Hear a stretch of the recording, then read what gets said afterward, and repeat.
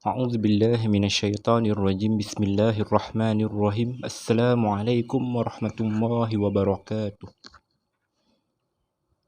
إن الحمد لله نحمده ونستعينه ونستغفره ونعوذ بالله من شرور أنفسنا ومن سيئات أعمالنا من يهده الله فلا مضل له ومن يضلل فلا هادي له أشهد أن لا إله إلا الله وحده لا شريك له وأشهد أن محمدا عبده ورسوله اللهم صل وسلم على محمد وعلى آله وصحبه وبارك وسلم أما بعد Alhamdulillah summa alhamdulillah.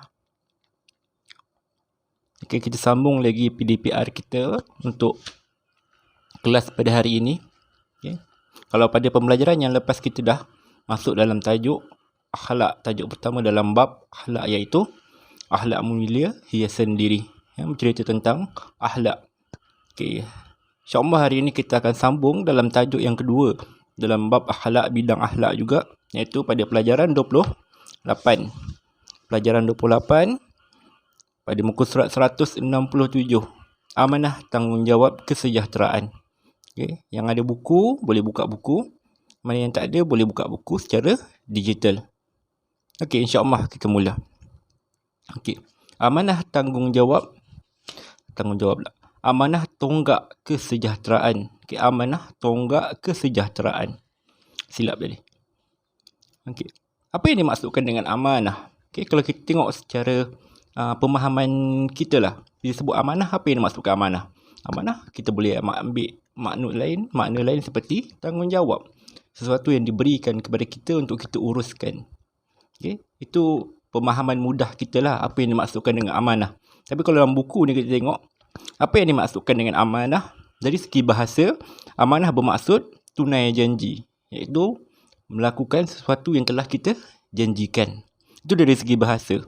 Manakala dari segi istilah pula, setiap sesuatu yang dipertanggungjawabkan dalam urusan harta benda, kehormatan dan kerahsiaan.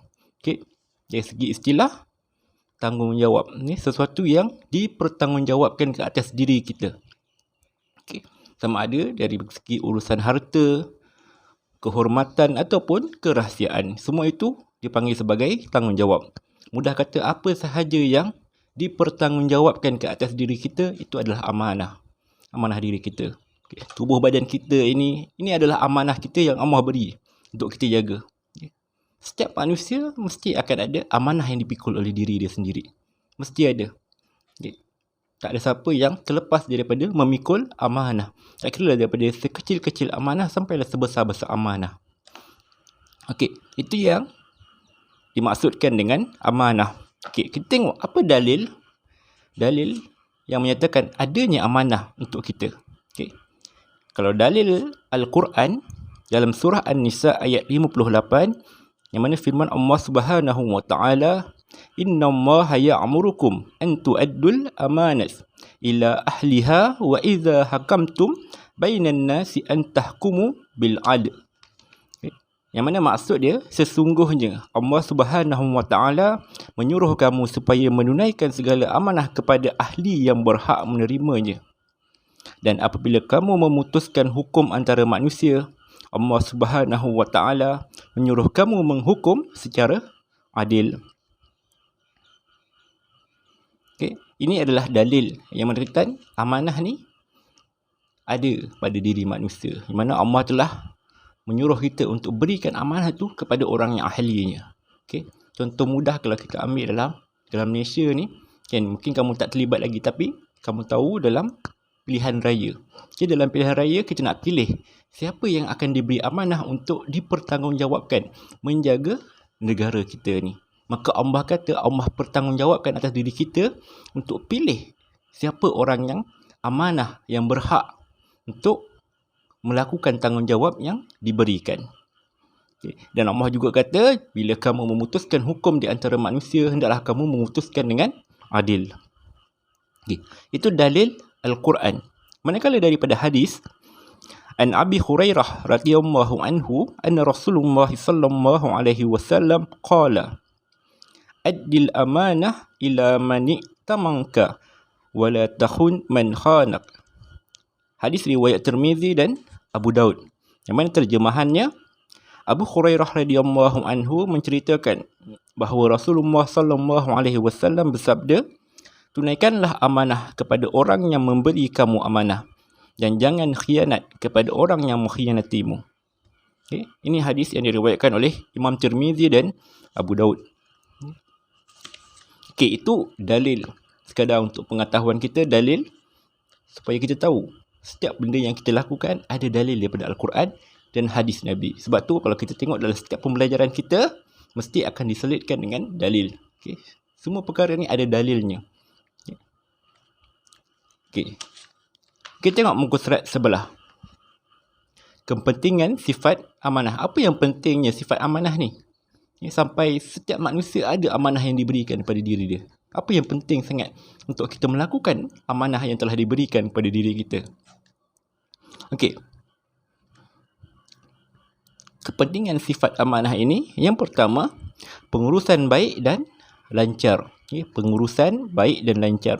Kalau kat situ, dia terangkan, pengurusan yang bersih daripada sebarang rasuah dan penipuan akan menjimatkan kuasa pentadbiran.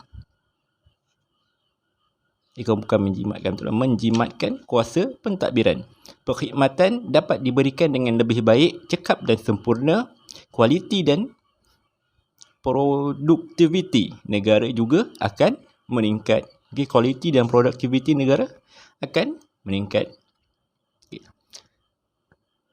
Sifat amanah ni penting dalam untuk jadikan satu-satu urusan tu lebih baik dan lancar. Okay. Macam urusan orang yang mentadbir negara ini. Jika seseorang yang mentadbir negara ini ada sifat amanah dalam diri dia, maka dia akan mentadbir negara dengan baik dan lancar, dengan baik dan tulus, ikhlas. Okay.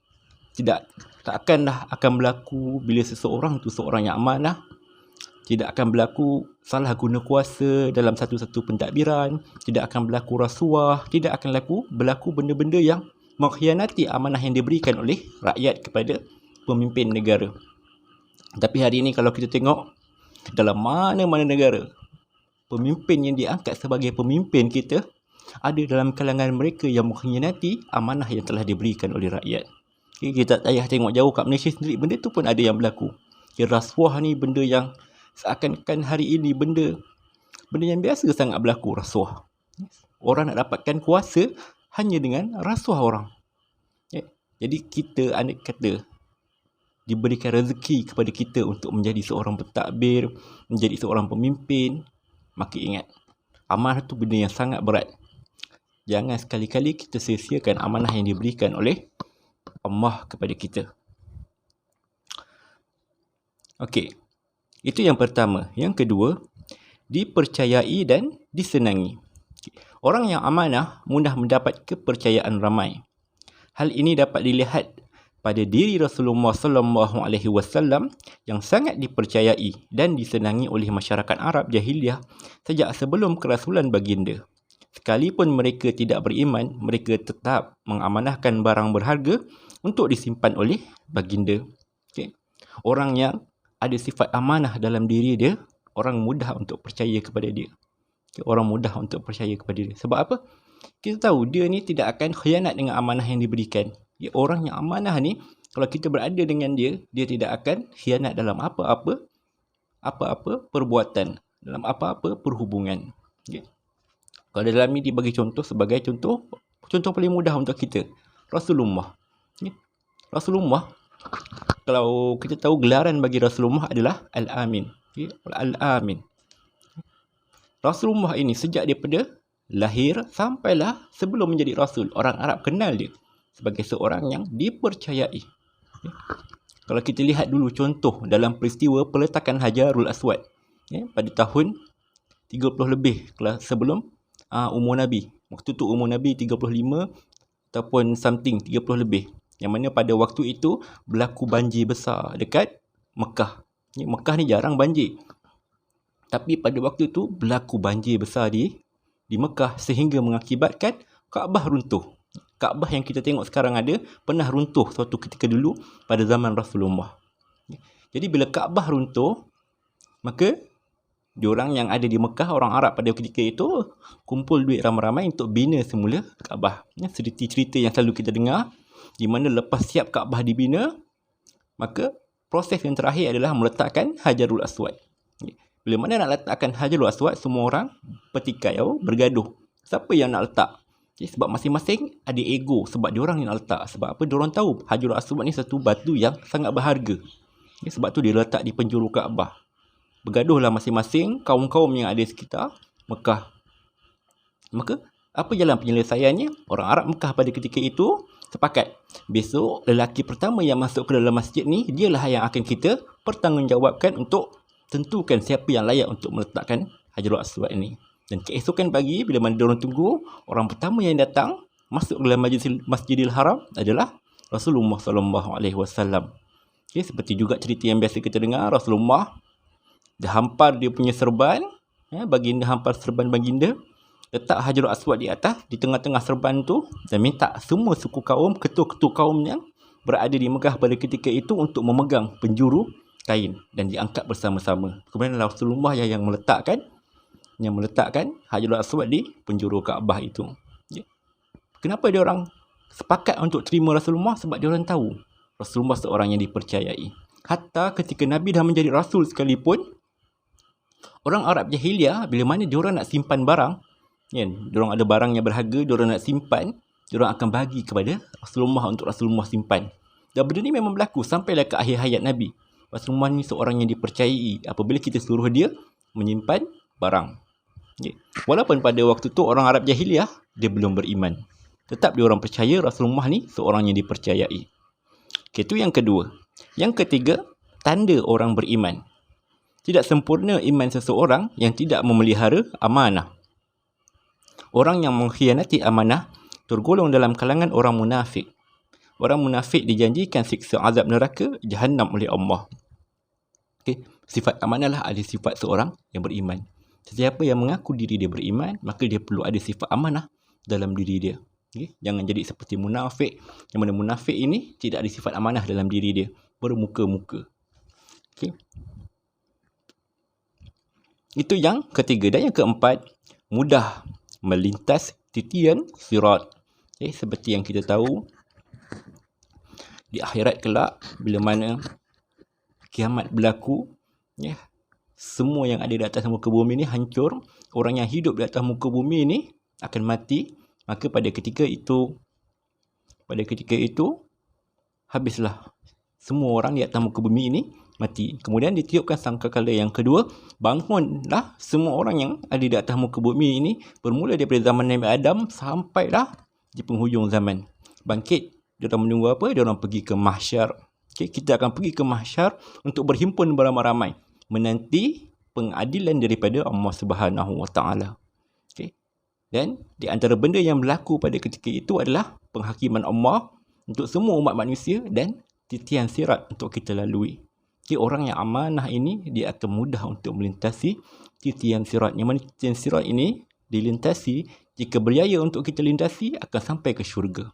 Jika terjatuh ke bawah, bawah adalah neraka. Sebab itu penting sifat amanah.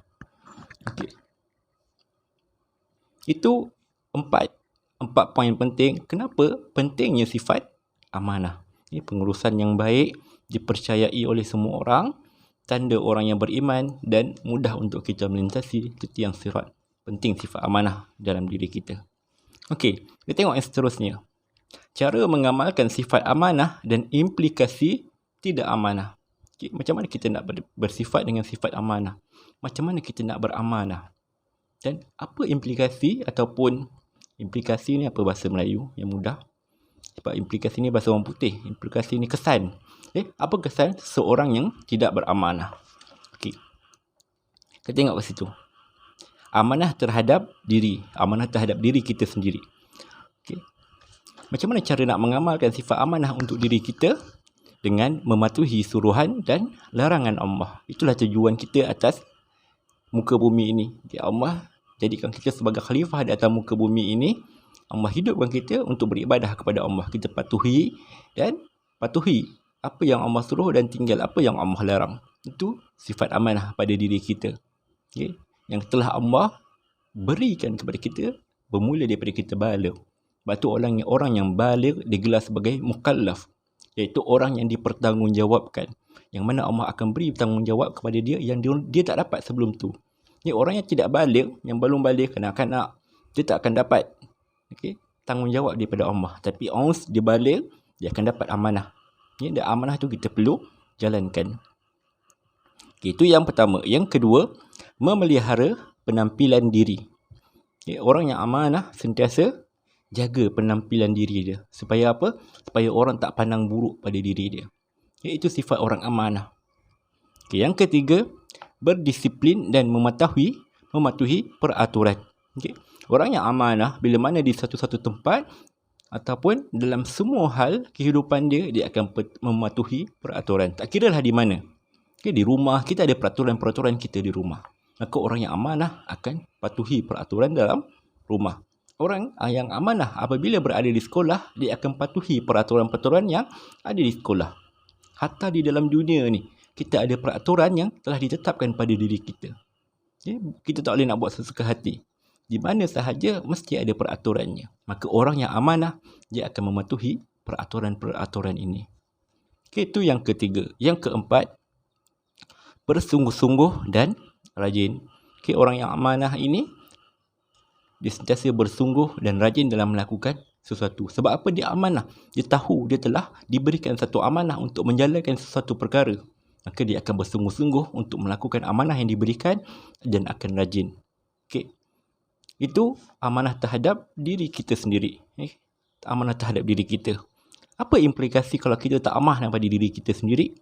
Yang pertama, menjejaskan iman.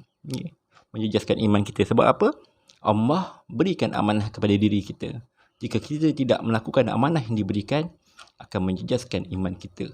Yang lebih teruk, bila mana kita mempertikaikan apa yang Allah suruh, boleh jatuh hukum kufur. Bila mana kita mempertikaikan apa yang Allah wajibkan pada diri kita, itu adalah amanah untuk kita melakukan apa yang Allah suruh. Jadi orang yang tidak beramanah pada diri dia, dia menjejaskan imannya. Itu yang pertama. Yang kedua, tidak diredai oleh Allah. Allah tak reda dengan orang yang tidak amanah ini. Sama lah seperti munafik. Orang yang munafik, Allah tak reda pada diri dia. Jaga dengan amanah. Jangan sampai Allah tidak reda kepada diri kita. Jika Allah tak reda, maka apa lagi yang tinggal untuk kita di atas muka bumi ini? Yang ketiga, hilang kepercayaan orang ramai. Kalau yang tadi Allah tak reda, itu memang sangat bahaya. Dan orang ramai tak percaya pada diri kita. Bila mana kita tak amanah. Bila orang kenal kita seorang yang tidak amanah, orang takkan percaya pada diri kita. Tak ada orang yang nak dekati kita. Itu implikasi terhadap diri kita jika kita tidak amanah. Amanah terhadap keluarga. Kalau tadi terhadap diri sendiri, yang ni terhadap keluarga. Amanah terhadap keluarga. Yang pertama, orang yang beramanah pada keluarga dia, dia akan taat kepada ibu bapa. Taat kepada ibu bapa. Setiap orang yang beramanah, bagaimana dia nak lakukan amanah yang diberikan dengan cara menghormati ibu bapa. Sebab ibu bapa ni orang yang telah melahirkan kita ke atas dunia ni, yang banyak membantu membesarkan kita. Maka kita kena taat kepada mereka. Taat dalam perkara yang ma'ruf. Jika perkara-perkara yang disuruh adalah perkara-perkara yang melanggar syiar Allah, melanggar syariat, maka kita jangan ikut. Tapi kita tetap kena taat kepada ibu bapa dan hormat kepada mereka. Itu yang pertama. Yang kedua, bertanggungjawab terhadap amanah keluarga. Jika keluarga amanahkan suatu perkara kepada kita, kita kena bertanggungjawab dengan amanah itu. Contoh, mak kita amanahkan kepada kita untuk jaga rumah ni, maka kita kena lakukan amanah yang diberikan dengan rasa tanggungjawab. Itu yang kedua. Yang ketiga, menyayangi adik-beradik. Orang kata air yang dicincang takkan putus. Macam tu jugalah hubungan adik-beradik. Macam mana kita tak suka dengan adik-beradik kita pun, tetap dia adik-beradik kita. Hubungan tu takkan terputus sampai bila-bila. Jadi jaga, sayangi adik-beradik kita ni. Tetap, sebab satu hari nanti kita akan sedar mereka ni je lah yang akan ada di sisi kita, yang nak bantu kita. Kawan-kawan mungkin ramai, tapi bukan semua kawan-kawan nak bantu kita. Sebab apa? Tak ada hubungan kekeluargaan. Tapi adik-beradik, macam mana pun tetap mereka adalah adik-beradik kita. Diorang akan bantu kita walau mana susah pun kita. Itu yang ketiga. Yang keempat, memastikan adik-beradik melaksanakan segala perintah Allah Subhanahu wa ta'ala dengan sempurna. Orang yang amanah, dia akan sentiasa ingatkan adik-beradik dia untuk laksanakan perintah Allah. Jika kita nampak adik kita, akak kita melakukan perkara yang melanggar perintah Allah, kita tegur, kita kena ingatkan dia. Sebab itu amanah yang Allah berikan kepada kita. Lagi-lagi lelaki. Lelaki diamanahkan terhadap wanita-wanita yang berada di bawahnya. Wanita seperti ibu dia, adik perempuan ataupun kakak perempuan dia, anak perempuan dia dan isteri dia. Ini 4 golongan yang lelaki kena jaga. Dan ingat, ini amanah Allah kepada diri kita. Amanah Allah kepada diri kita. Begitu juga dengan perempuan. Kalau nampak adik-beradik lelaki buat masalah ataupun melanggar syariat Allah, kita kena tegur. Sebab itu adalah amanah. Amanah terhadap adik-beradik kita. Okay. Itu amanah terhadap keluarga dengan cara untuk mengamalkan sifat amanah. Bagaimana pula kalau kita tidak melakukan amanah terhadap keluarga kita? Apa implikasi dia? Okay, yang pertama, menjadi anak yang derhaka. Anak yang tidak taat kepada ibu bapa, anak yang derhaka. Anak yang derhaka ini satu dosa yang besar. Derhaka kepada ibu bapa, dosa yang besar. Kita kena ingat benda tu. Jadi ibu bapa, kita kena jaga.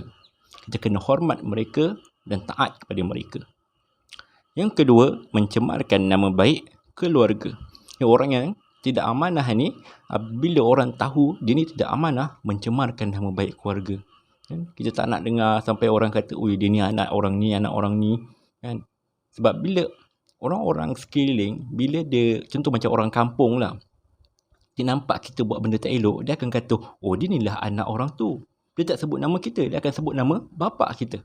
Dia akan sebut nama keluarga kita. Benda tu akan mencemarkan nama baik keluarga kita. Dijaga nama baik keluarga kita. Okay, yang ketiga, hubungan kekeluargaan menjadi renggang. Bila amanah tidak dilakukan, amanah tidak ditunaikan, hubungan antara keluarga itu akan menjadi semakin renggang. Kita lihat hari ini kalau ada keluarga yang berpecah belah, keluarga yang tidak serasi ataupun ada masalah dalam keluarga itu, kita tengok macam mana dengan hubungan kita terhadap amanah. Macam mana cara kita menjaga amanah yang telah diberikan kepada kita. Mesti ada miss point ataupun benda yang kita tak buat dengan amanah yang Allah berikan kepada kita, sehingga menjadikan hubungan kekeluargaan kita menjadi renggang. Itu yang ketiga. Yang keempat, melahirkan anak yang tidak mengenang budi ibu bapa. Okay. Jika contohlah ibu bapa itu seseorang yang tidak amanah dalam membesarkan anaknya. Okay. Dalam tidak amanah dalam membesarkan anak-anak dia, dia buat sambil lewa je. Okay. Seorang ibu bapa itu, pasangan ibu bapa membesarkan anaknya secara sambil lewa. Tidak beramanah dengan amanah untuk membesarkan anak-anaknya. Dia akan lihat bila mana anak-anaknya tu besar, anak-anak ini tidak akan mengenang jasa ibu bapa dia. Sebab apa? Masa awal dia kecil, ibu bapa dia jaga dia sambil lewa. Benda ni akan berputar balik pada kita. Jadi amanah penting. Dan yang keempat, yang kelima, dibenci oleh adik-beradik. Kalau kita ada adik-beradik yang kita benci, tengok balik apa yang berlaku. Kebiasaannya orang yang dibenci ni kerana tidak punya sifat amanah. Itu implikasi jika kita tidak amanah, implikasi terhadap keluarga. Dan yang ketiga, amanah terhadap masyarakat. Kalau yang pertama kepada diri kita, yang kedua kepada keluarga, yang ketiga kepada masyarakat. Cara mengamalkan sifat amanah. Yang pertama, menghormati jiran, guru, rakan dan masyarakat sekeliling. Kita kena khidmat, kena hormat kepada jiran kita. Jiran ni orang yang penting sebab dia yang berada di sebelah kita. Dia yang tahu tentang diri kita. Kita kena hormat dia. Walau apa cara pun hormat kepada jiran. Nabi sangat tekankan hormat kepada jiran ini. Nabi sangat-sangat tekankan kita kena hormati jiran kita, guru-guru kita, rakan-rakan dan juga masyarakat yang berada di sekeliling kita. Hormati mereka. Jangan sampai hilang rasa hormat kepada mereka. Itu yang pertama. Yang kedua, menyertai program kemasyarakatan. Bila kita hidup dalam satu kelompok masyarakat, kan kita kena join dengan program-program masyarakat itu. Bercampur gaul dengan masyarakat. Jangan sampai kita duduk di satu tempat itu, kita duduk situ je. Kita tak kenal pun siapa jiran kita, tak kenal pun siapa orang-orang yang berada di kampung kita ataupun taman kita. Kita kena kenal, kena bercampur gaul dengan masyarakat. Benda ni yang semakin hilang pada hari ini. Kalau kita tengok hari ini, orang hanya memikirkan tentang diri dia je. Pergi kerja, balik kerja, tak campur pun dengan masyarakat. Lagi-lagi orang yang duduk di bandar besar. Benda ni Nabi sangat tak bagi. Nabi sangat menyuruh kita untuk menyantuni jiran dan masyarakat sekeliling. Jadi kita kena amalkan budaya yang berada di kampung. Budaya yang ada di kampung perlu diterapkan di bandar-bandar. Bercampur gaul dengan masyarakat. Okey. Dan apa implikasi jika kita tidak amanah terhadap masyarakat? Yang pertama, masyarakat akan jadi tidak harmoni. Okey. Amanah yang diberikan, kita tak jalankan, masyarakat tu akan tidak harmoni. Sentiasa ada je masalah yang berlaku. Dan yang kedua, keselesaan awam terganggu. Bila mana tidak ada sikap hormat, menghormati antara jiran tetangga, kita tak bercampur dengan jiran tetangga. Apabila berlaku masalah kan dalam masyarakat itu, mereka ni akan salahkan satu sama lain. Inilah yang menyebabkan keselesaan awam terganggu. Kita tak selesa dengan keadaan sebegitu. Kita tak suka kan duduk dengan jiran yang orang kata sentiasa nak bergaduh je dengan kita. Kita cek balik, adakah kita melakukan amanah yang diberikan oleh Allah terhadap masyarakat? Cek balik, mesti ada problem kat situ. Okay. Itu dua perkara, implikasi jika kita tidak amanah terhadap masyarakat. Okey. Itu sahaja untuk pembelajaran hari ini. Kita belajar tentang sifat amanah. Yang mana amanah ini tonggak kesejahteraan. Tak kiralah dalam keluarga, diri kita dan juga masyarakat. Dia akan menjadi tonggak kesejahteraan. Kena beramanah dengan diri kita, kena beramanah dengan keluarga kita, kena beramanah dengan masyarakat kita. Semua ni kita kena ambil kuat, pegang. Kena ambil betul-betul amanah yang diberikan pada diri kita. Okay. InsyaAllah itu sahaja untuk tajuk pada hari ini. Jika ada sebarang soalan, bolehlah PM saya secara personal dekat Telegram. Dan lepas ni komen nama kamu sebagai kehadiran untuk kelas pada hari ini.